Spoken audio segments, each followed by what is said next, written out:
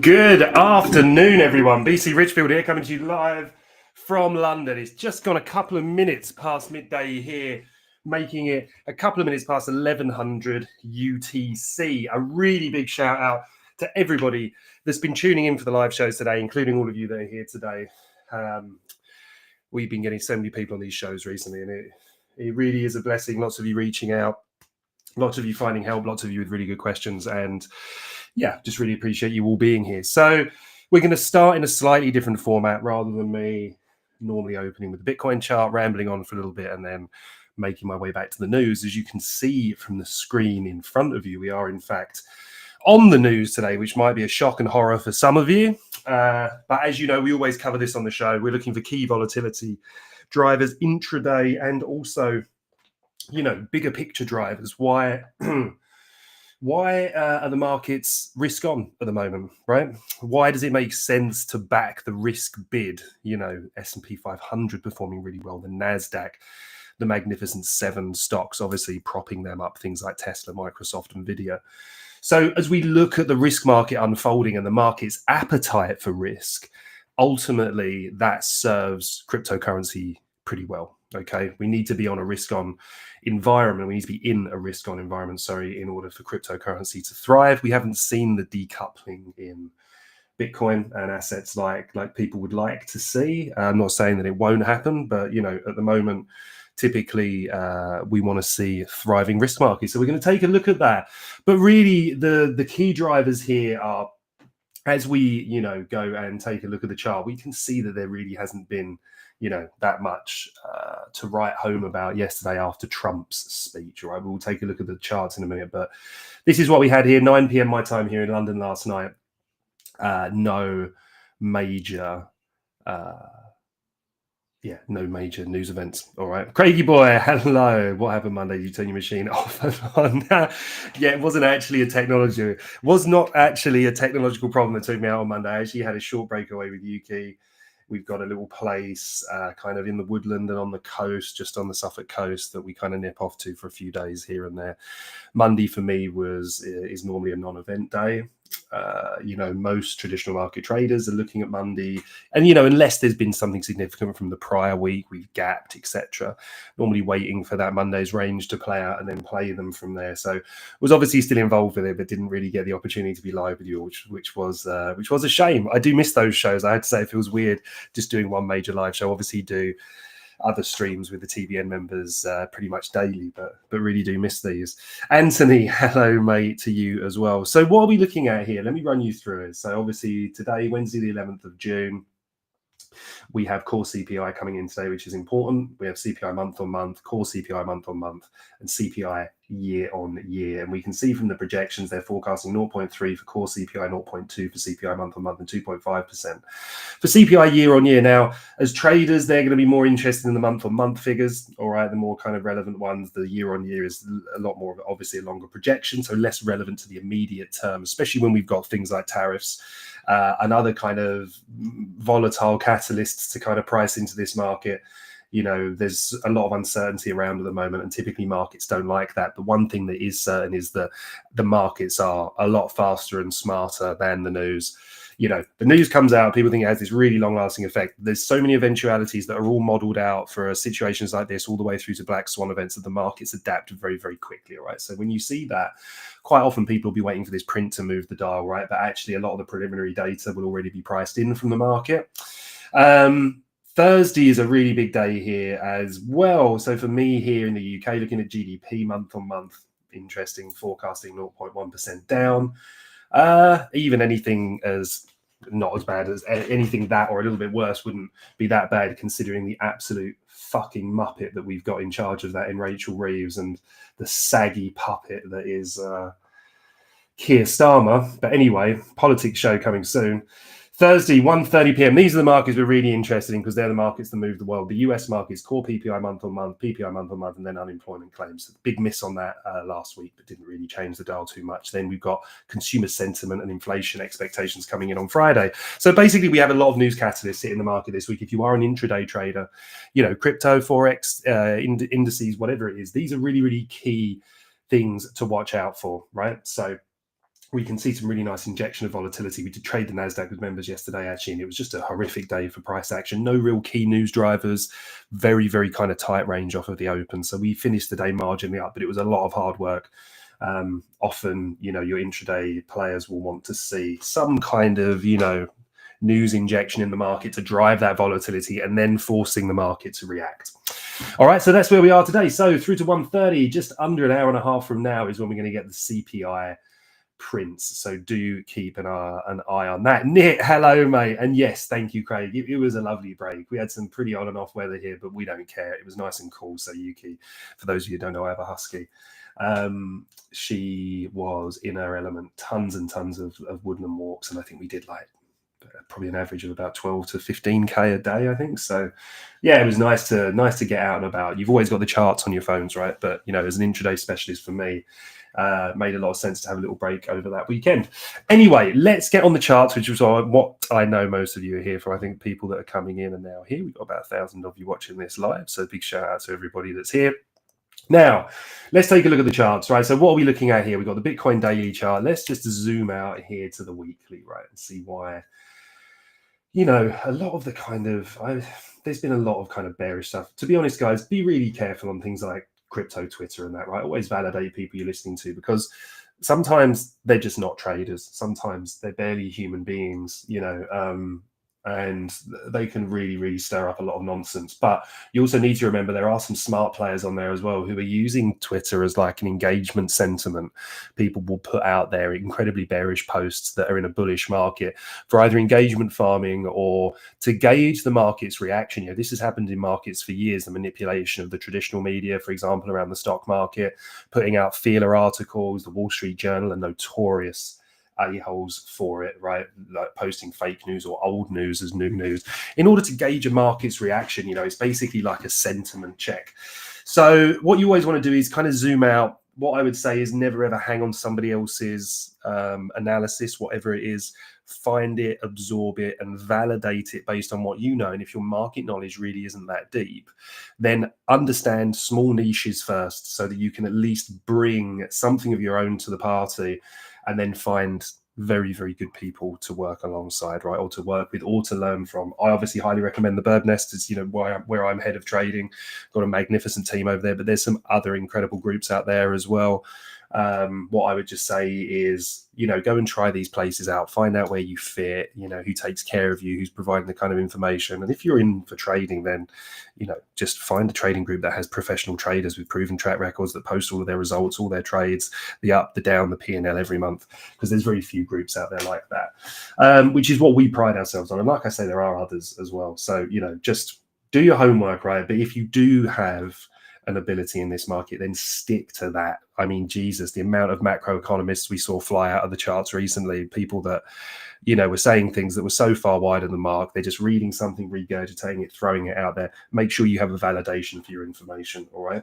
So anyway, weekly scale, beautiful. You don't see me use trend line, but when they're this clean and this, this relevant, it's super, super important, right? And actually, one of the things I wanted to talk to you about today was a little bit of volume, because we got asked a question by a member the other day that I thought was really pertinent.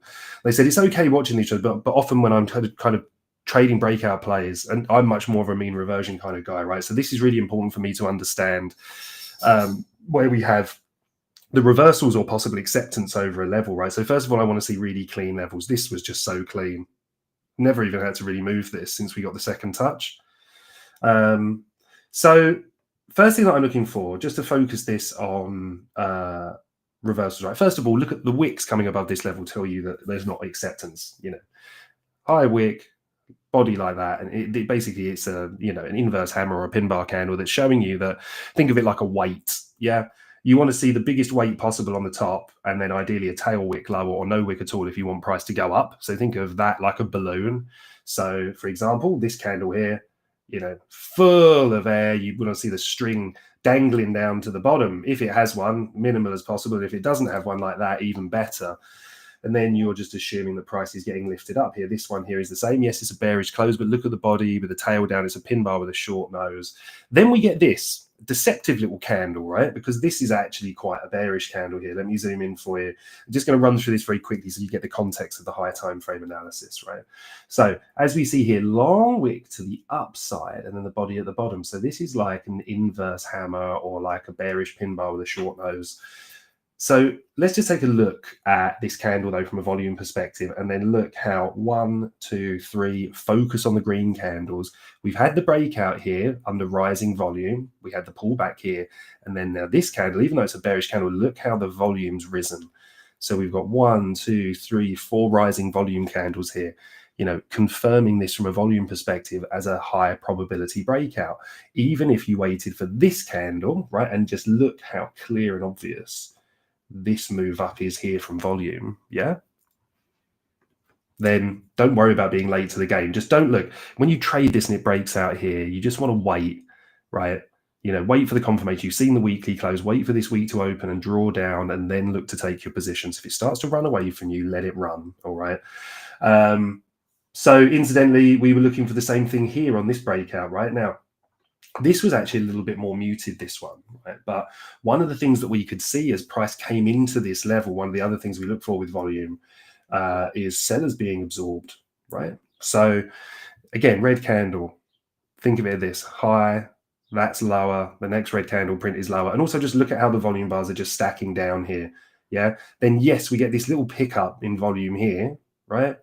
Which actually shows us the manipulation move. This is price being forcibly driven down for liquidity. But then look at this bullish candle here, right? And then look, 1, 2 in our step pattern for the breakout, showing that volume is rising, okay? Like anything in trading, there's no guarantees with this, right? But it is something that I really like to see. So why was I a little bit cautious at the highs here? Well, first of all, it's the prior all-time high, all right? It's the high that was set back here in January. And this is clearly capping the upside, all right?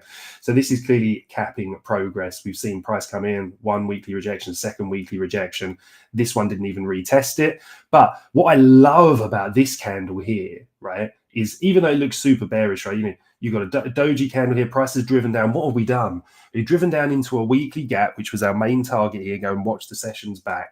We said as long as we hold this gap, we expect to push higher. A strong move through this gap, we target the lower gap, all right, for price to rebalance these inefficiencies. Now, as we've driven into here, and we'll see on a lower time frame as well how these were also equal lows, right? So again, thinking about it in this respect, think about how often you're taught, okay, double bottom price is going up. I'm not saying that's not right, but the traders that use that best are using a lot of other confluence around it. And the problem is quite often in the market, what you see is, in a lot of these kind of beginners books, if you like, or books about the market, you see these kind of double bottoms and people think, right, price is going to rip up. And quite often what you actually see is price come back for that liquidity before moving further. And what we've created down here are equal lows, all right? The reason this happens is it's just about the squeeze, right? It's about catching as many people offside as possible and driving into the key liquidity pockets, all right? So no better way to trigger a load of stop losses to the downside, flood the market with sell orders that basically open up this gigantic book that allows major players to step in and buy that all up and not face too much slippage, right? If you jump on board with an existing trend and that trend is moving pretty quickly, which you'll see here, notice that's how we get the gaps.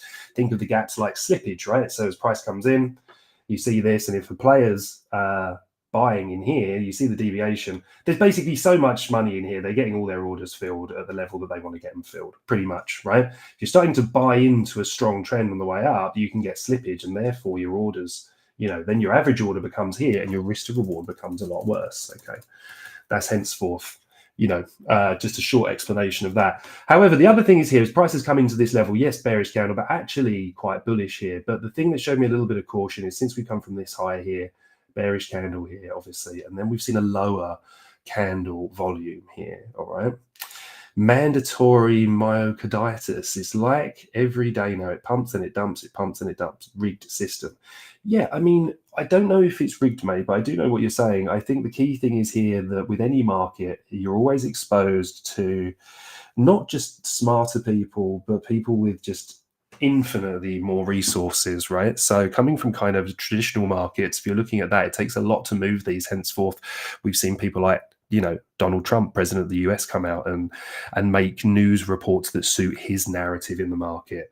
But no, I think you've got a good point, mate. It does seem like that, right? That's why a lot of my trading is about trying to work out where that institutional order flow is coming from. Henceforth, why I'm somebody that likes to kind of target these reversal points a lot more, because it's trying to work out where, institutions or major kind of buyers and sellers will be selling and buying back into these markets where that's value. And this is where volume can help us a little bit, right?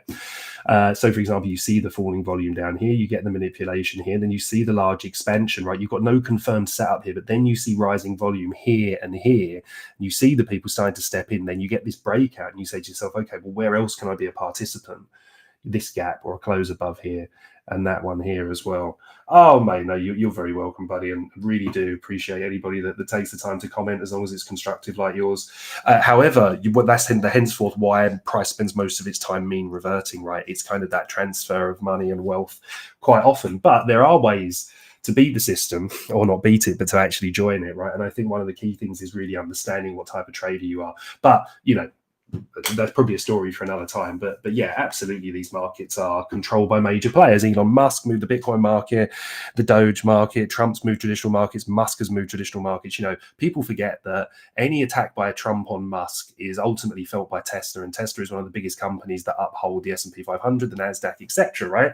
They're a major technology pillar, part of the Magnificent Seven.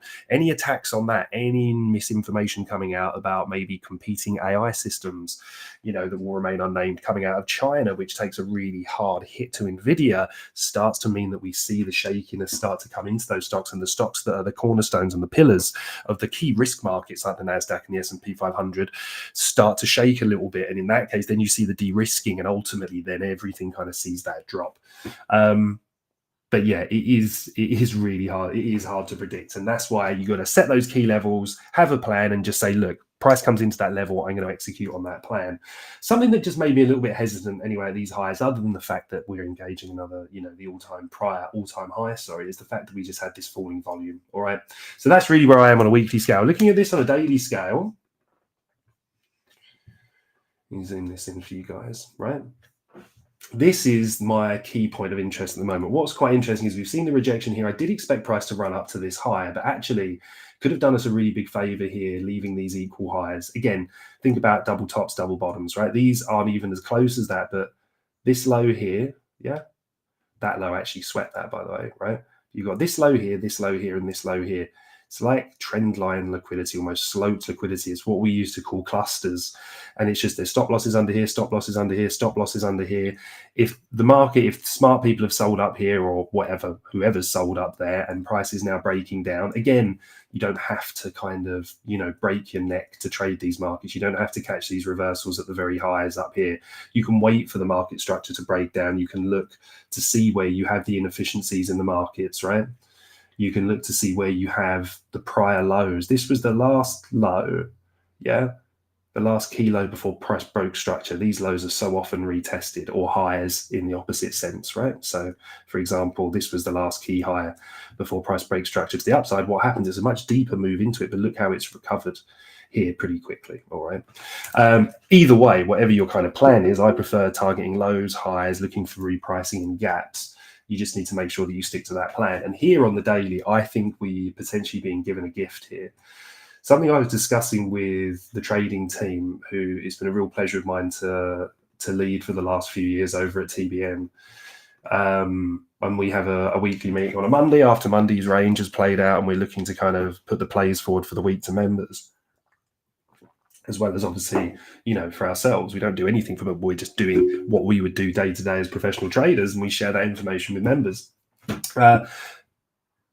As we're kind of looking at this, we're saying, okay, price action's obviously strong, right? But again, you can't be jumping in up at resistance, right? The call stats we had last month were absolutely sensational. I think we had like an 86 or 87% win rate. I think $1,000 risk would have returned you about 42K. Just to put that in perspective, the previous month wasn't far off that either. And then, you have your ups and downs as you go through the months, but we always print our P&L, all of our live trades, all of the descriptions from them. Basically absolutely everything. It has to be completely transparent. Well, in our opinion anyway. But this is a gift, right? And I'll tell you why it's a gift. Now, this was really interesting, right? First of all, we had the rising volume coming in here, yeah? But the issue that we had here is we're smashing straight into resistance. Yeah, now we can see after the close of this candle, that volume started to cool off a little bit, which plays even more into the idea that price is going to come back down to find support. Now, support comes in many forms. Remember, like I said to you, you can look at the last kind of high pre-break. This is kind of a trade-off of something I learned from a magnificent trader called Tom Dante years ago in the market. He would call me a lot of profanity if he saw me using it this way, though. This is how I use it. He would consider an LLPB like this candle's high here, and he trades it a lot better than I do, by the way. So if you want to understand about it, I'd go and check Tom out. He leads a major fund and is just an absolute Bund expert, and you've never heard anybody drop the C-bomb more and probably better. Really funny guy as well. But, this is a key area for me. This was the high pre-break. Also, this around this area contains the breaker, the last cluster of up candles before the sweep on liquidity, aggressive breakout above here. So anything around this area I'm interested in, this gap, this high, or a retest of this here, all right? This is also an untested order block, all right? I actually have this on here somewhere, don't I? But yeah, God knows, so many annotations. But it would be this for me, right? Why is this of interest? Well, I take the bodies and we can do that. And I absolutely can, mandatory. I've got it on here as well. We've got so requests so far. And guys, if you do have other requests, by the way, I'm going to be blabbering on less about Bitcoin in about 6-7 minutes. And we're going to start to take your chart requests. So far, I've got Ethereum, Solana. We're going to cover Vert AI. We're going to cover Credi. So let me know what other ones that you've got on there if you want me to take a look. Yeah, so let's just draw this in here as well. Order block daily, right? So for me, I'm looking at, okay, consecutive down close candles. This is the top of the body. Strong breakout above this confirms this is an order block. Why is this helpful? Just so you can follow through pretty quickly. It's just because when you're looking at these, when you're trending, yeah, or when you've had a breakout like this and we assume that we're going to go into a trend, then we want to see the bearish candles support bullish price action. This is a great example, right? We're in trend here. It's not a high probability order block. A high probability order block is this. My sense of it is because it's taken liquidity from these lows or from this low here and recovered it very quickly, this is where the sellers were caught offside, meaning that when they get back to here, they get the opportunity to mitigate, or they get the opportunity to close their positions out for minimal or no loss and say, okay, shit, the market's showing us a lot of strength here, actually. Let's jump back on board. And then you see these really big expansions, all right? So this is a really interesting point. We had this one in a bullish sense. Yeah, we had a bearish candle, price broke back above it. So anybody that was short here, price has now come back to that. They've held through the drawdown. They can close those positions out and then jump on board with the existing trend, and then you get those spikes higher. So however you look at this, yes, certainly we can have a look at that. I love AVAX. It's one of my favorites. Instruments to intraday trade is AVAX. Almost trades like a traditional market asset. SUI as well, yeah, sure. Okay, so using these principles is what we're going to overlook on the other charts, all right? So I'm just taking a little bit more time with Bitcoin to familiarize everyone. Quick sip of tea, and then we're going to rip. Boom. Right, so what else are we going to look at for here, right? So as we come into here, we've had the expansion. So where are we? Look at what I'm saying here, right? What am I telling you? I'm not telling you to jump into loads of shit here, am I? I'm saying go and just absolutely smash that to pieces. Get your Fibonacci out. Let's get this on a classic setup. Love this, right? What else have we got here? Here's our 50%. That's where we really want to see price retrace to when we have an expansion move, when we have an impulse move higher, all right? So how do we qualify that? So here's an impulse move higher, yeah? And I want to see gapping in that impulse move as well. Yeah. So that's the gap between this candle's, the high of this wick and the low of this wick, gapping. I want to see price move up because this is the area I'm going to look to buy it. Not going to buy it up here because I don't know how deep it's going to correct. So when we take our Fibonacci out, we draw that from the low to the high. I'm going to remember this is the high at the time. We didn't have this price action. Yeah. We're just looking to see how these key levels hold. And actually the 236 looks quite tasty there, but only after we've driven down into this nice big gap over here. So the 236 and the 382 provide nice support here. What do we see? Yeah. What do we see here? Right. We just see, let me just get rid of this for a second. So you guys can see this a little bit clearer.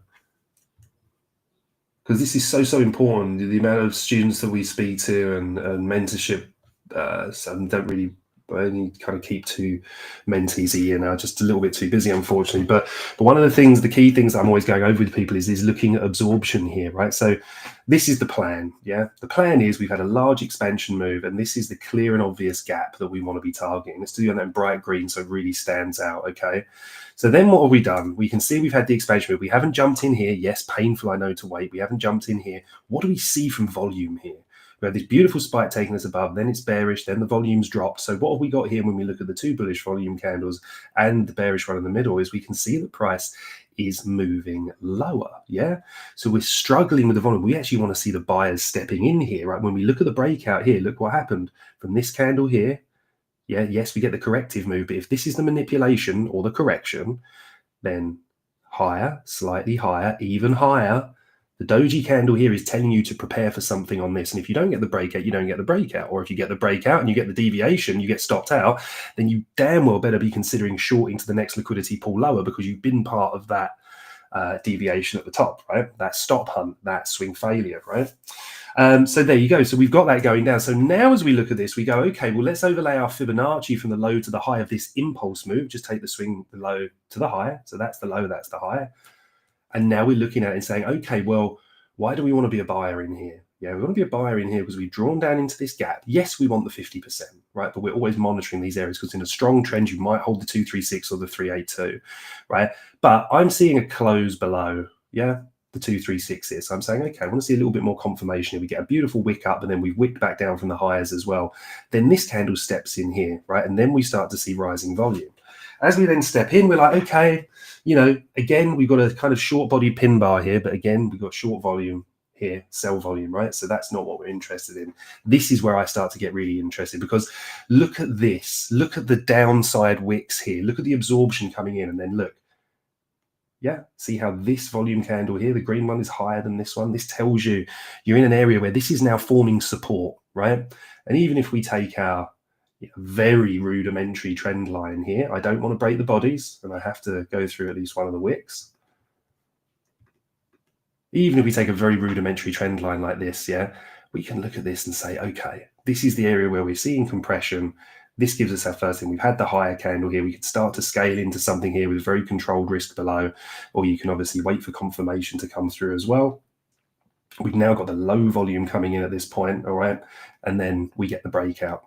Yeah, so see rising volume telling you we're seeing absorption here. Sellers ultimately are printing lower candles, even here. These represent the consolidation. Sellers stronger here, weaker here, buyers taking over, and then we kind of step into the breakout, all right? That's how I tend to use Fibonacci's, but I really do like to see, you know, a 50% retracement for me is where I'm getting super, super interested. So if we overlay the same principles here, we can see prices moving down at the moment on diminishing buying volume. So we want to see this move down. We've got a perfect target in here. We've got our 382. We're going to monitor the 236 because we could wick into this and recover it, in which case we can then look on the lower time frames for our pattern recoveries and trade them to highs. Now, obviously, we also kind of base this around the news. Yeah. So fundamental drivers, we want to make sure that we're in a good market for risk environments. For me, if you want to really just monitor a few key elements here, gold, the dollar index, the VIX, and I have oil on here as well. The fact that all of these are bullish today is telling me that we're risk off at the moment. All right. Gold is typically an asset where we see a run to safety for So that means risk off. The dollar index, which has been a little bit strange, that you need to understand correlation studies, right? When they're at their height of correlation, when they're outside of it. This has different drivers at the moment because it's the dollar in a basket of other currencies heavier weighted against the euro. But typically you want to see a weak dollar to give you strong risk markets, right? But we're kind of cautious on this one at the moment. The volatility index is a real key driver. This is telling us how many puts are being opened or being bought in the options contracts for the S&P 500. They're people taking short positions on the S&P 500. That means they're actively shorting risk, either doing that to cover, to mitigate, etc. However you look at it, that number and that figure rising tells us that we're in a little bit of a risk-off environment, okay? So that's where we are on that. Let's just drop down to this quickly, and then we're 1 minute over where I wanted to be, which is actually not too bad for me. So let's take a look at this, and then we're going to rip through Ethereum, Solana, Vert AI, Credit, AVAX, and SUI as well. Tyler Kuhn, apologies, mate. I didn't see you there. I'd really appreciate you take a look at Cookie DAO for me, please, once you start doing it. Sure, brother, or sister. Yeah, what do you know the ticker for me? So is it, you know, like Solana's is SOL. If you can let me know the ticker, mate, I will definitely look at that for you. A mandatory, been holding AVAX for years. That's a good hold. Like I said, I love trading AVAX more as a, you know, as an intraday trade, but I can understand why it's in your long-term bag. So 4 hour, do we have any information? When you move and you cycle through the timeframes, don't say, okay, the daily tells me we're heading here, but do you know what? I want another narrative. So I'm just going to drive into really low time frames till I find something that fits my bullish narrative. I'm not interested in that, right? I want to see, divulge the facts. Candles are facts. This is what's happened. Yeah. Look at this candle. I know for a fact this candle opened, drove down low, found buyers, drove out, took liquidity above these highs, and then closed here. Yeah. I know that for a fact. So what is it telling me? Not a lot. It's telling me that the sellers stepped in, but buyers actually took over. Next day, we get a big, next candle, we get a big expansion candle, really nice candle, yeah? Closes above this high here, but we have to have context. This isn't too bad, right? Because we're holding this gap and everything, but look, we're doing it on diminishing volume. That one there to that one there. If this was really a big breakout candle like this one, we'd see higher volume spike, right? And even if you're not using volume on these, just look at what's happening. Price has had an expansion. When you see these large expansions, we expect price to contract, to move a little bit lower before it then moves up or it breaks down. So I'm now saying, as we look across on this one on the 4 hour, if I'm expecting price to draw down into this gap, yeah, then this is the area that I want to be looking for longs, okay? That's the area I want to be looking for longs. If I was going to be super aggressive about this, I would look at this order block here, the close below, close above here. But yesterday, the last 4 hour candle kind of driving into this didn't really give me much hope. I'd be much more hopeful about that if it was at the start of an expansion leg like this one, which we didn't get the retrace to anyway. But ultimately, when we're setting these kind of consolidations, these order blocks can just end up getting you chopping from side to side in this range. My actual hope at the moment, not just for me, but for a lot of other people, I make my money as an intraday trader, right? So a lot of these conditions don't really fuss me too much as long as we've got liquidity and volatility, which we've got at the moment. I'd like to see Bitcoin do this because I think it can just give the alt a chance to pop. Oh, it is Cookie. Yeah, of course, mate. Let's finish up with Cookie. Why not? No problemo. Hey, Horace, how are you, my friend? Does Rachel Reeve have a coin you would like to look? Yeah. Shithead lying bitch coin, something like that, for want of a less funny rub down to someone that doesn't even deserve my waste of breath, to be honest, to be spoken to. Imagine a budget, somebody that's in charge of the country's budget, the most important thing for the UK, a failing country, a failing world superpower that's been basically infested with inbred, moronic, Etonite twats who have no relation to the common man, have no understanding of finance. Imagine being given the most important role in that, for being in charge of the budget, Chancellor, and to have lied on your CV so badly that the head of a major bank comes out and says, no, love. You were nowhere near that position. You were basically a T-girl or T-boy. No offense to that. I've been in those positions and started in those low roles, but I didn't pretend to be one of the top people at a major investment bank when I wasn't.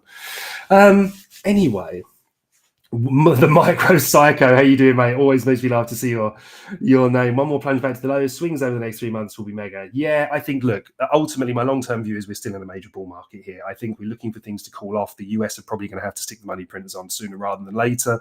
They're looking to refinance a lot, multiple trillions of debt in the next couple of months, this quarter, right? So to do that, they're going to want to buy they're going to buy the treasury notes back, which are the government bonds. We want to see the yields come down a little bit for them to be able to do that when they deploy that level of capital. We've got quantitative easing type measures in Europe at the moment because of the fact that Europe is very sadly under war, as are other areas of the world. I'd like to remind people have been going on a lot fucking longer, but it means that they can go into special measures, meaning they're allowed to basically tear up the rule book when it comes to their national debt and what percentage of that they can use. They can spend on defense, but the caveat is they can also spend on infrastructure. So, for example, we've seen the DAX, the German, over in Germany, just smashing all-time high after all-time high. So we are going to have these things catalyze and run at some point very soon. So positioning is super, super important, all right?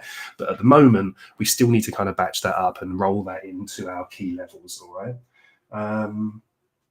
There's a massive fly just flown in here. I just wonder if I've got the mental wherewithal after the last few weeks to just sit here and not try and murder it live on the show. We don't like hurting animals, even bastard flies, but hopefully it doesn't put you guys off. Supply shock can cause massive moves in both directions as well. Micropsycho, especially small buys and sells, especially if you're playing any of those kind of low caps and bits and pieces as well. Yeah, little BC rent. There we go, Craig. Where does the US Fed already doing stealth quantitative easing, about to cut rates? So no, actually, it's a very good. That's a very good observation for you. But actually, it's kind of part of the buyback process at the moment. And pretty much, unless there's something I'm not aware of. So people thought that the QE measures had kicked in, and they were just like, oh shit, no, actually, no. So basically, they do buyback. They're basically under the buyback regime at the moment. When QE starts to come in, that's going to be very different. There's just going to be this huge flood of money into the markets, and that's when it, gets deployed into risk markets aggressively. So anyway, let's rip through. We've got 20 minutes left in the show, and we've got about 5 or 6 to cover, which we are going to absolutely destroy. So anyway, 4-hour plan on here. This is where I'm looking to get long on Bitcoin as we draw into this area. This is also a key level for me down here, which lines up with our Fibonacci, which is about 106.755. Watching for reactions down there. What's the lowest time frame play I would consider to go live today, which was a question that came in. Now, there is something that I quite like here on the 1 hour, but purely from an intraday perspective. We are, and since we drove into this, this was 10 a.m. my time, we're holding this bullish gap, and we've swept out this low, and we're failing to displace below this low, right? So that's normally a little bit of a sign of absorption. But what I really want to see is we've got, at the moment, bullish candles ticking higher on volume. Nice. We want to see the bearish candles ticking down on volume. And then we want to see some kind of reaction in here. However, I don't really know at what point, you either hunt longs in here on the lower time frames, you kind of take your life into your own hands a little bit. The 15 minutes is showing us the same here, right? But we've got a tick down in buying and selling here, all right? So we can see that. But if the absorption's coming into here, what I would look for as a confirmation play would be this bearish gap on the 15-minute being closed above. Nice, strong, high volume, bullish candle. And then I would look for price to retrace to this level here. And then on the lower time frame, like a 5-minute or something, I would look for this breakout pattern. Sweep of a local low, shift or break in market structure here. And this is where I would be a buyer, and this is where I would have my stop loss. All right, that's full disclosure. Why would I be happy with that trade as well? Well, just looking at the targeting here, we've had a very efficient move down. A lot of people will kind of think, oh, actually, I don't really want to, for me, this is a really good area to log into. I just think of dollar signs above all of these highs. If I want to start chasing this down, because late shorters, relatively late shorters, these are the people that got it right off the bat. So for me, that's where price would be heading, just above Asia's range high. Yeah. So if I see this breakout to here, you can bet that I like the targets up here, and I really like the equal high targets up here higher. So that's what we're looking about anyway, all right? So I hope you guys didn't find that too dull, but let's take a look here. Also, let's see a volume recovery in here as well. That would be really, really nice. So let's take a look at the other ones. We're going to swiftly move on to ETH. We're going to go back to our other charts as well now. Our crypto charts, where we have all of our crazy annotations, which I don't take off the charts because we keep it as a running journal. We do take certain bits off the chart, but we confirm it on every show when they become irrelevant. And you can always check back every episode. We keep this as a running journal. And as much as a random abuse that I get on places like X from just complete, absolute, just strange, weird people. I wouldn't even mind if there was a constructive criticism about my trading style or anything like that. Just typically on X, you just get random nutters turn up and start abusing you. But it's, you know, even for those people, they can't criticize the fact that we don't change these charts, right? We absolutely, accountability is one of the most important things you can learn. And if you're watching this show and you take anything from it, it would be effing useless to you if I wasn't showing you what I was doing and I wasn't holding myself accountable for it. Otherwise, you will just breed bad habits yourself and you'll be another one of these X-wombles that just floats around just putting a P&L card randomly in places showing profit when they could have just opened a 50-cent trade in both directions, you know, on 100x leverage and just printed that card, all right? So that's why we do it. So now, less nonsense from me, head down, let's effing go, all right? Where are we here? ETH. Now, we're going to look at the 200 MA in a minute as well for my boy Raz. So as we are here, what do we do? This is the key area we were buying. I explained why I was buying here, right? Very, very, very, very simple. And this is the key resistance. Again, look what this is. These are the up candles here, yeah? Now, the principle is this. This is where the buyers were caught offside. This was the massive squeeze. We've got back to here and they've gone, whew, thank God for that. And they've sold those positions off. And now they're going to look to step into buy positions if the market shows enough strength. I wanted to catch some longs from here. ETH has not stepped into that mode yet. We've just seen this sideways action, which I think is a large consolidation where something is about to potentially melt faces. We do have some other catalysts and drivers on ETH at the moment, but I'm not going to... 2-1 to 3-7. I would love that move. So just to put this in context, what the micro circo here is talking about is a move down to 2-1, which I would love. Look at it; it's pretty much dead on our support line here as well, right in the middle of that gap, and then a move higher. Oh, I'm doing you an injustice there, actually. It was round about here you were talking about, was it 3,750? That's exactly the move I was looking for, to be honest, for price to come down here and go. But actually, it's showing us a lot of strength right now. I use this hot water analogy. I typically make really terrible analogies because I just do them on the spot. And some of my students over the years never let me forget this one. So it's all about thinking of a pot, right? You've got two pots in front of you. And one of them's full of boiling water and one of them's full of tepid water, right? Now, if we've got an inverse pot of water above us here, yeah? So we're imagining this is an inverse pot of water. And what we've done here is stuck our fingers in and, that's all right, yeah? Put your finger in once, twice, 3 times, 4 times. It's okay. Like, the water's not, like, hot enough for you to jump out. Now we've got an inverse pot of water up here. Yeah, fingers in, straight the F out, because it's so bloody hot, you don't want to be in there. These are the violent V-shaped reactions. You want to see if price is struggling to gain acceptance, yeah? And we saw a very similar one here. Yes, we had a couple of dojis, but price jumped out of this area pretty quickly. When you're moving up into points of support or resistance, look at this.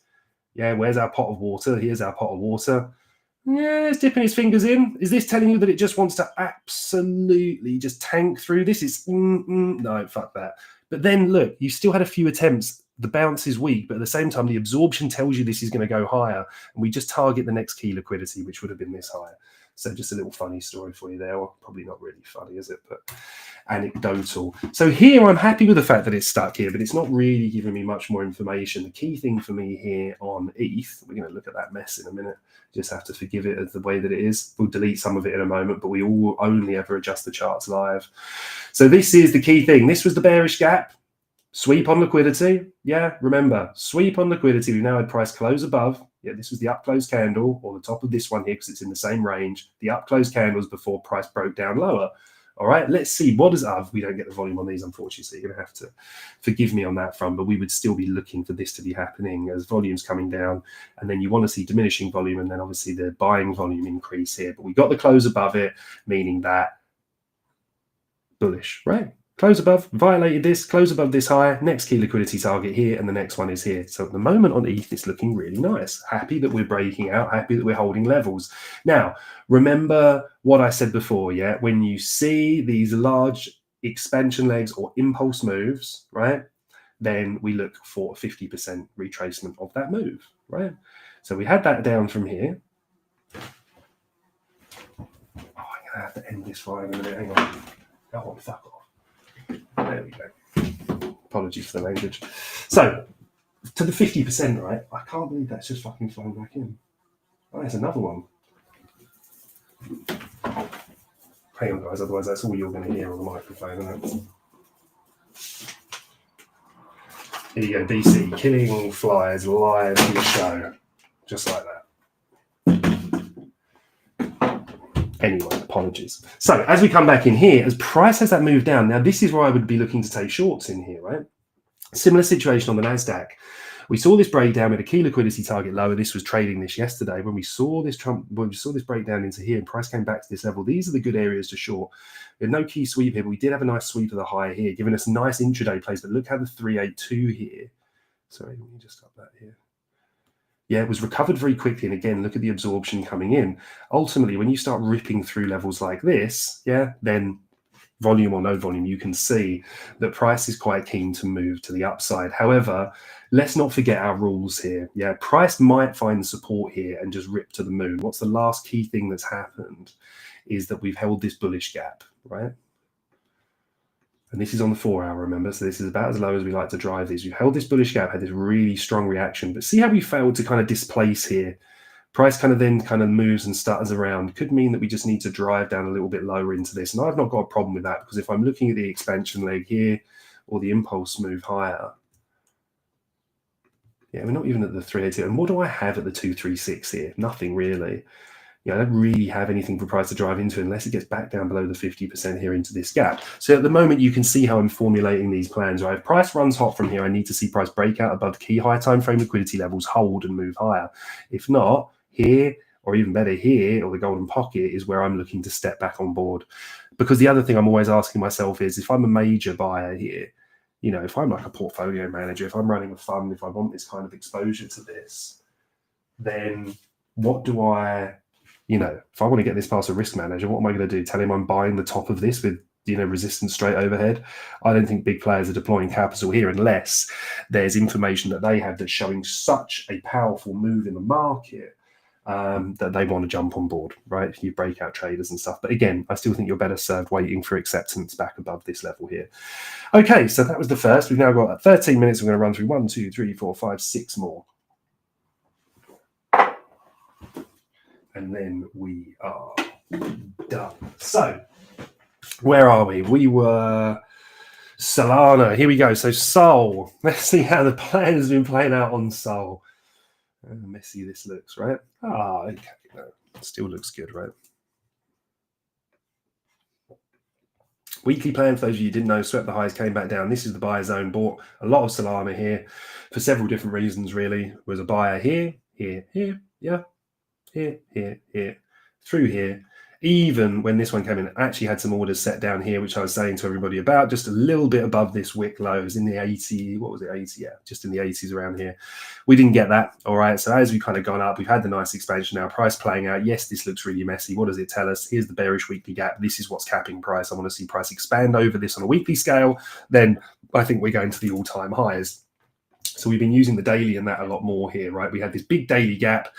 And this really surprised me with Solana. So this one really caught me offside, this recent pump, because we had price come back down into this big gap, right? Now we started to see a little bit of absorption. We saw this massive rejection wick here at this bearish gap, telling us we're probably moving a little bit lower. Now, we had this really nice gap over here that, although it had been rebalanced, had played really key action, support. We just couldn't break below it. You can see that when this is sat here, it's just looking to move aggressively, all right? So when we came back down to this level, it was a key area to buy. Now, the issue that I had is I really wanted to see it run out these lows before stepping in, and we didn't. And this worries me a little bit when you see these kind of equal lows or these cluster lows wherever they're left. Price does love coming back for them, but you never really know when. So I missed this move on the way up on Solana, which is fine because I've got a lot of it from previously and have been averaging into it for quite some time. Sorry, now we need to move to the 4 hour here, right? Because this is where we're really holding context. And these are the plans that we've laid out in previous weeks, yeah? So we either rejected from here, yeah, so we wanted to see price deviate this, come back underneath. That's the sign up into the gap and sell lower. We didn't get that. Price closed above. That's what this means, right? So this was on the charts from previously. So we need to see price close back above, yeah, this inversion gap, invalidating it, which we got here, in which case then we're targeting higher prices. Then when we took the highs from here, we took this wick higher, closed back below it, always a sign that price is probably cooling off. So we identified these gaps. Then we had a displacement move lower. We didn't break structure. However, the fact that we had this gap here gave us a condition. Price to close back above it, yeah, that's where we see the strength. Then we move it higher up to this level, close above this, and we move up, right? Ultimately, unless we got that, We stick with this plan. Very, very simple. And what were we targeting? This low here and ultimately the gap below it. Look how we deviated this low, came back above. And this is hindsight for me. I did not buy this here and I should have done. I wasn't even watching it because all my alerts were set on these lows, right? Something we can all learn from that. That was an amateur mistake for me. I should have expected, being a strong asset class like this, we could see some kind of divergence here and that we don't run the lows or we get front run. So that's on me. What I should have been watching for was the recovery of this, because then when we got this, you don't get it any cleaner than this. That was the perfect level, the perfect gap met by the perfect expansion, inversion gap, setting this level here as your base that you expect to hold. And then dips are for buying, dips are for buying, dips are for buying, dips are for buying, dips are still for buying, all right? But we just need to realize we're up at this key level of resistance here. So where's the first area I'd kind of look to be involved in this? Well, we do have a bullish gap here. It's a little bit skinny, all right? But we want to see how price reacts here. And we do have these order blocks, right? So that's the kind of level I'm going to look at here. So this is on the 4 hour. So that's an OBH4. The other thing that we've got in here, remember what we were looking at when price moves up. We look for these. What do we look for? We are just looking for this to be respected. Close above it, respect this area, buyers stepping in, offside sellers closing out their positions, squeeze complete, up we go. All right. Same with this. So this is a really key area. I want to see how price reacts at 161.22 via this gap, which starts around about 162.9. All right. Any strength shown in here on the lower time frames, I think we can move this for this to pop. So that's Solana. Let's take a look. We've been taking a look at this recently for a few of our members. This is it. We alerted this one a while ago, Ver AI, because this is one of interest here. What is this on? So here we go. So again, really, really key conditions. What do we say on a weekly scale, right? This was the gap that was holding price up on a weekly scale. Price comes back into here, yeah, and then pumps. You're very welcome, mandatory. Apologies if I'm missing you guys' questions at the moment. I will take a quick look at the end once I rip through these. This was a key area as well. We're going to look at that on the daily. That was made on the daily. This was the weekly gap, though, however. So we were looking for price to come in, find support here. We close below it. What do? We're now changing this to purple because it's an inversion gap. What do we do when we get an inversion gap? We look for retests and then the next key level of support. Yeah. So this here is where we were buying this up. So this is where I'm happy to add more, right? Again, this isn't financial advice. Go and do your own research. Look into the team, look into the project. What applications do it have? You know, how is AI, in my opinion, still one of the hottest narratives that's going to run through this market? But you still need to find quality. You need to find good teams, active communities. I'm very fortunate that I have a team of wonderful researchers and fundamental analysts that work for me or with me, with us, with our members, that share all that information, which allows us to kind of get a little head start on what we're looking at. But do make sure you understand this information, all right? And if you don't, make sure you're connected with people that really, really do. So as we look at this, I'm looking for price to come back down here. And I am, you know, for me, and this is completely personal, none of this is financial advice. I'm a keen buyer here at 0.9436 region. All right. It's just as simple as that. Now, on the daily scale, we were looking at these different levels, right? Because again, I think, where were we? So we were buyers in here, right? Remember? We said that. Bought again here. That's fine. Let's come back down. This was a key level here, right? This is what I really wanted to see holding, for this to be the springboard that really drove price higher. We can see that based on the arrow that we set back here on May the 14th. We had this nice strong breakout above this. Because look at the absorption. All the buyers lose this level, retest it perfectly, sell off. Close above, find support. And this was a little bit tricky because we deviated this level. But the reason I was quite happy with this actually and thought we were going to really rip from here is you look at the absorption coming down on these wicks. Ultimately, price came back up. Everything started to kind of pull back in the markets. We're back down below this level now. So we look for support back here. All right. And this is where I added some more. And as I said, I'll add some more down here. Right. That's just the way that I'm playing this. Or I'm looking for this to get back above this level. Yeah, and then retest of this area here are definitely for buying as well. Yeah, so just that, I mean, that's right. I don't even really need to drop this onto a lower time frame, right? Just because that's so unbelievably clean. Yeah. There you go. Hello, mate. Hi, can the EMC gap 105,300 on BC play a role on the pricing you're projecting? That's a really good question, that is. Let's just take a pop back to that one really quickly before we kind of finish these off. So you're looking, let me just go on to this one. So You're talking about the CME gap, right? That's my assumption anyway. Apologies if that is not correct. And coinciding with the Monday low, yeah, absolutely. So if you're traditional market trading this, right, then you've got a gap down here. So one of the things I would say is that this is really, really interesting, and people treat gaps in different ways, right? So for me, consider this a little bit more of kind of like a volume imbalance, right? Because sorry, that I completely lost the chart here. That for me was a gap, right? So, and again, different people will decant this in different information just to kind of give you my views on it. This was the gap because there's a gap here between that wick, yeah, of that candle and the body low of that. So price gapped up. Now these gaps are very often refilled. What I want to see is absorption in that gap. So when we close below that, my expectation was this would act as resistance. We gapped down again, came back and refilled this and then retreated. So again, this was, we had this gap here as well between that and that. What did this tell us? Well, quite simply, this was a beautiful thing actually, because we got the close above this, violating it immediately, telling me that it's probably not an area that sellers are really strong. Now we did come back down below this again. Once you recover it here, you can then be pretty certain the price is seeking liquidity higher up. So the gap that you are talking about here, my friend, is this. Where are we? Hang on.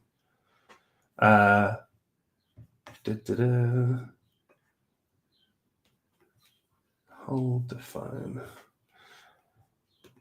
Oh, are you talking about the? Hang on. Yeah, oh no, it's fine. Sorry. You're talking about the gap at 105, right? So this one. So the reason that this one here is, sorry, more flies. No, what this is, having a husky doesn't, I don't say help the situation, because she just sat outside on the balcony with the door open, just watching all these flies come in. And trust me, it winds her up as much as it does me as well. Oh, Craigie boy, thank you very much. My apologies. You can't make it to the end, mate, but let me know if there's anything you need to catch up on.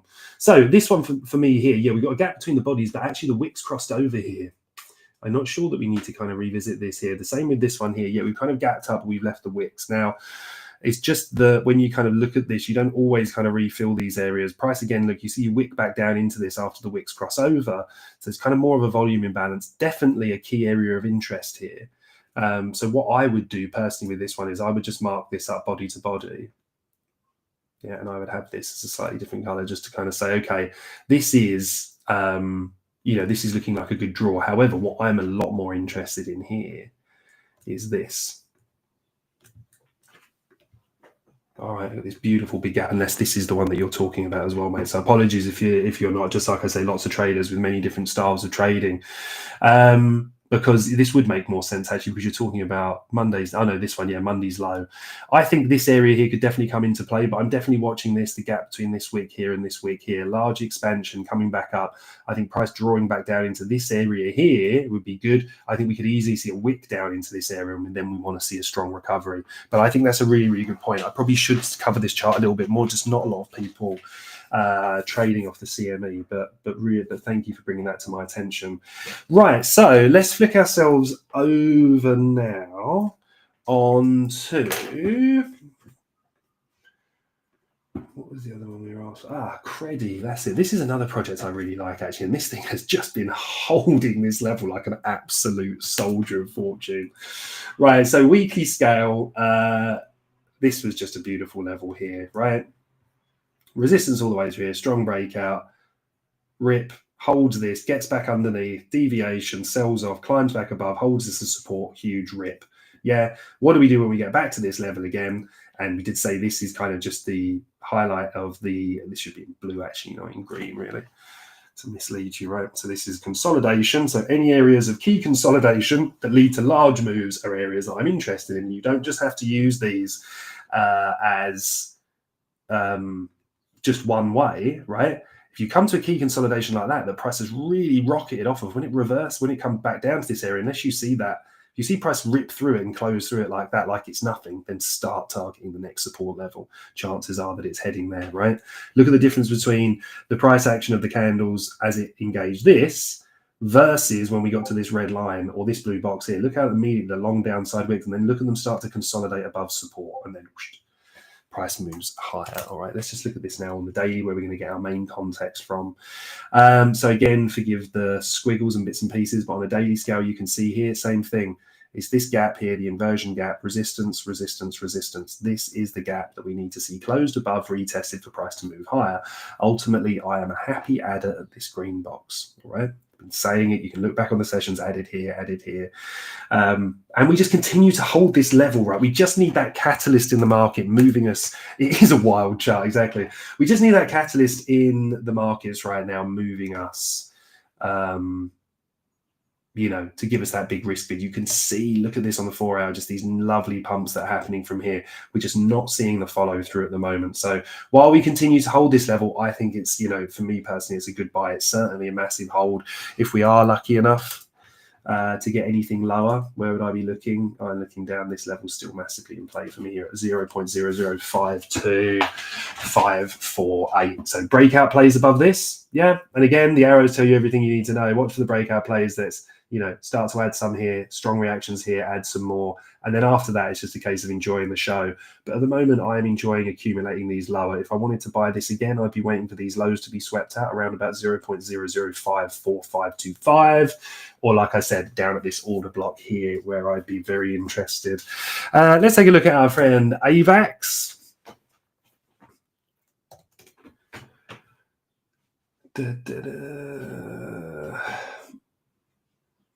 Where's our crypto chart? I just missed this. Here it is. Right, a couple more to look at here. So weekly, not really telling us much. Again, just really, really good hold of our support level through here, which is at 16.150. So again, good place to add here. Price coming back up, kind of holding this order block at the moment, but not really giving us much clean and clear information here. So this is why we've been looking at the daily. So you can see we haven't looked at this for a little while. This got inverted here, yeah, meaning that price closed below it here, meaning we expect a flush of the lows. Got the close here, yeah, flush this low, got back above both of them here, and now back within this, yeah? So this means two things. This was an inversion gap, yeah, but we closed below it. But then, like I said to you, remember, if you see these key points of support and resistance and price recovers them quickly, this is almost certainly a deviation, a drive lower, to trap people offside, squeeze, and then it's popped up higher. So now we remove that because it's just not that relevant, all right? I'm now looking at the chart and saying, okay, where's the major area that's kind of either holding price or supporting price? And for me, it's this, right? Now, you don't often see me join gaps like this, right? But these two bearish gaps here on the daily, price came up, strong reaction. Now we're really carving into them. I want to see a close above this, and then I think, close above here, and I think we start to melt some faces. I really, really do. I think AVAX can have a real run. Just all of this untapped liquidity up here, as well as kind of fundamental drivers. Looking at it on a more aggressive scale, would I? In truth, probably not. I mean, look, we've had this expansion here. We've not really had a kind of key retrace. So again, if we use our Fibonacci, we did have a gap in here and a little gap in here. Would have preferred it if we'd taken something off the lows here, but we didn't. But just looking at the most recent impulse leg higher, let's just watch our key Fibonacci levels here to see if we do gain that strength. But again, on a daily, I'm waiting for this to close above, and then I think we can really tear. Sui, what's going on with our friend Sui? Let's take a look.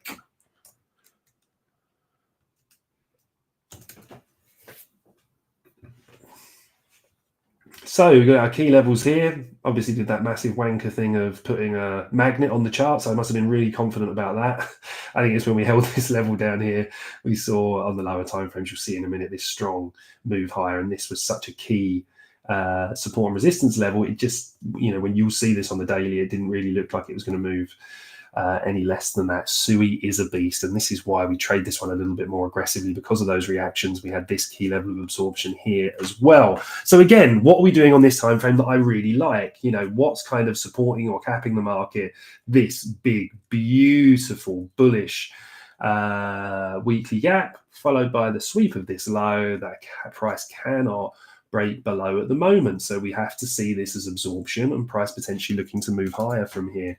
Again, we've had that really nice breakout there on the weekly. Now on the daily, what do my next set of conditions become? Well, actually, this is now the main condition for me. We can see a big daily bearish gap in here. We've had this expansion off the highs. So what would I love to see here? Here's our expansion leg. Yes, I keep kicking the wrong bloody thing, sorry. We've had our expansion. We've had our impulse move higher, right? Now we've got this gap down here, which lines up with the 382, a slight wick down into the 0.5. And I'm really interested in this, right? We've got the up candles here before the purge on liquidity, making this a high probability order block and making this a breaker block. So any moves into this level here for me on SUI are for buying, and I'm not even going to go any lower than that. That's just the absolute plan. Let me just overlay this here.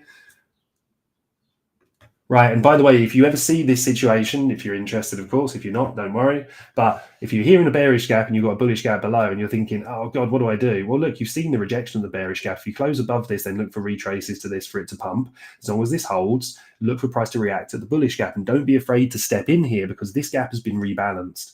Yeah, it means the wick has gone above it. It means it's still an area that we look for rejection until price closes above it on the daily scale. However, it means that if we start to see some buying signals in here in a bullish gap, we're happy to trade it at least to these highs even before the breakout. So that's the SUI plan, which is really, really solid. And one more quickly for Cookie, because then I really need to get away, starting our live trading session very shortly, and I really do need to make myself a cuppa. So let's take a look at this one. Okay, let's take a look at this one with our partners over at Bitget. Let's look at the spot contract over here. This should be a nice naked chart. Let's have a look here. Anthony, when I open the SUI chart and trading view for Mexi, there is a big gap. Might be because of liquidity issues on Mexi. That's not saying that it is, but if you're seeing unnatural price action or for it going and really kind of breaking apart, it doesn't look like it's that balanced, then often it can be that there's some liquidity issues with that. So weekly, you're very welcome, mandatory. Let's I think I'm going to go buy some SUI. I think I might go and buy some SUI actually. Got some cool little dips on that. Again, if you're looking for this for more of a long-term hold, it's all about averaging in, right? So buy a little bit now. If you do drop low, buy a little bit low. If you do drop low, buy a little bit low. Don't just buy everything now. Then you see a 3% pullback, shit yourself, and then dump your bags, and then it pumps. That's basically what these markets are designed to do to people. So just know your levels and know your risk tolerance. Right, on a weekly scale here on Cookie, this is nice. Nice little uptrend here. One thing we can do as well here is we can use our volume. Now, we can see we've got receding volume here. That's quite nice, right? That could be setting us up here for a pump, all right? So as we look at that here, we're going to move ourselves now onto a daily. Not really anything else kind of stand out on that. We see this massive driver here, right? And again, on the daily, we're seeing that, the bears here, and of course we need to wait for this candle to close, but the bears could be running out of steam. We saw a nice increase in buying volume here, and now the selling volume's decreasing here, meaning that sellers could be getting absorbed into this gap. So this gap is absolutely what I want to watch here. I want to wait for this daily close. If we've still got lower volume here, I think this could be a good buy for the remainder of the week, obviously as long as news catalysts and that stay on our side as well. Now, we can see down here as we overlay the 4 hour, this is something I'm happy to add here as well, especially if I'm looking at this on an intraday basis, right? We've now got this gap here. We'll just label this up so we know this is our H4. All right, we would really do this across all of the different ones, but there we go. Our H4 gap, this is the daily gap. So price again, driving into this area here. What are we going to do? Broken record time, I know. We're going to take this impulse leg higher. I do like to take it from a low that's set after a consolidation. Purists might say you take it from this low or this low here. I'm interested in the pure. Where's the consolidation that then led to the rip? If I'm looking at an impulse leg, which is different to looking, for example, a range, like a dealing range. So now we're down at the 0.5. I'm starting to get interested here. What have we got? We've got volume dropping off quite aggressively here. If we see another low volume print candle here, and we hold or sweep this low and get back above it, then this could have me interested here actually on Cookie. I just think it's quite nice. I think we've seen that big expansion higher. I think as long as Bitcoin plays along, I think we've got some beautiful liquidity targets above us here. I'm not sure if that's exactly equal, but even if it's not, you've got these highs here below it. So we're going to label them up as our equal highs, which becomes a key liquidity target. We can see absorption. Down at the lows here, obviously we had that big high volume expansion candle here telling us buyers stepped in aggressively. We're now back within that realm here. So if the buyers step back in here, which we want to see happening on lower volume, which we can see is happening across here, yeah, lower, lower, lower. Got a little spike here as price drove into this level. We're hoping that's the manipulation spike, followed by low volume, and then we see a bullish candle form here. All right, legends. Thank you so much. I know it was a bit of a longer show today. I always try and keep these things short and never really manage, but it was wonderful to have so many of you. 3,111 of you right now live. So thank you very much to each and every one of you, as well as everybody that watches this on recording as well. If you do want to know more about me and how I trade, I post a lot on Twitter. You can find me on there, BC_Richfield. Do come and throw me a follow. It does help little accounts like ours. All right.